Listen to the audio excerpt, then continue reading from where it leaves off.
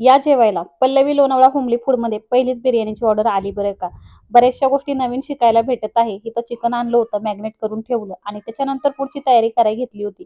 बहीण घरी असल्यामुळं मला बरीचशी आत्ताची मदत झाली. तर त्याच्यामुळे ते पटापट करायला घेतलं होतं.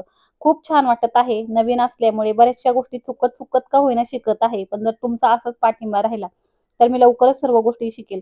कारण मला जेव्हा ऑर्डर येतात, तर तेव्हा मला पहिलं विचारलं जातं, की तुमचं मेनू कार्ड आहे का म्हणून. आणि मग त्या स्टेप वाईज सर्व गोष्टी मी हळू-हळू सर्व गोष्टी तुमच्यासोबत शेअर करेन. जेव्हा माझं सगळं व्यवस्थित असा सेटअप बसेल. कारण मला आता बरीचशी माझी तारांबळ होते. म्हणजे अगदी ऑर्डर कशी द्यायची, रेट कसे ठरवायचे, त्याच्यानंतर एखादा पदार्थ मागितल्यानंतर तो डिलिव्हर कसा करायचा. सध्या तर मी स्वतःच करते. पुन्हा Zomato, Swiggy सारख्या गोष्टींचा वापर करावा का? तर हे सुद्धा एक विचारामध्ये आहे. लवकरच त्या दृष्टीने सुद्धा प्रयत्न आणि जसं माझं सक्सेसफुल होईल, तसं तुमच्यासोबत सर्व गोष्टी मी शेअर करेल. आणि आपल्या सिटीच्या अकॉर्डिंग आपण ह्या कुठला बिझनेस निवडायचा तर हा ठरवू शकतो. जसं की मी आता लोणावळ्यात राहते. लोणावळा हे पर्यटन स्थळ आहे आणि आता सुट्ट्यांचे दिवस चालू झालेले आहेत. त्यामुळे बऱ्यापैकी लोकं इथे फिरायला येतात. त्यानंतर राहण्याची सोय म्हणून बऱ्याचशा ठिकाणी बंगलो वगैरे आहे.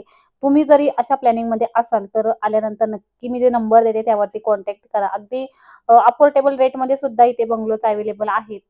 म्हणजे अगदी कुठं फसवणूक होणार नाही किंवा काय नाही ह्याची काळजी घ्या. कारण की एखाद्या पर्यटन स्थळी गेल्यानंतर फसवणुकीचे सुद्धा बरेचसे प्रकार घडतात. तर त्याच्यासाठी राहण्याची सोय असेल किंवा जेवणाची सोय असेल, तर मला नक्की कॉन्टॅक्ट करा. माझ्याच्याने मी जेवढं शक्य होईल तेवढं नक्की प्रयत्न करेल. तर त्याच्यासाठी आणि इथे आता भाजी सुद्धा हवी होती व्हेजमध्ये. मटार आणि बटाट्याची, तर त्याची सुद्धा इथे तयारी करायला घेतली होती. बहिणीमुळे बरेचसे मला हेल्प झाली कारण की कटिंग वगैरे बरी तिने मदत केली. तिने काळ्या वाटाणमध्ये मस्त अशी भाजी केली आणि त्यांना खूप जास्त आवडली. जे लोकं आले होते ते मुंबईचे आहेत आणि ते 2 दिवस होता बुकिंग त्यांनी केलेला. तर त्यांनी असं सांगितलं होतं, "जर आजचं जेवण आवडलं तर उद्याची ऑर्डर तुम्हाला सांगतो" आणि फायनली कन्फर्म झालेली.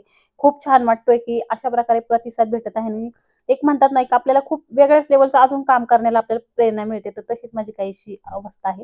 तर छान वाटतंय आणि जर तुम्हाला असे ऑर्डर द्यायचे असेल किंवा कुठलाही बंगला वगैरे बुकिंग करायचा असेल, तर दिलेल्या नंबरवरती नक्की कॉन्टॅक्ट करा.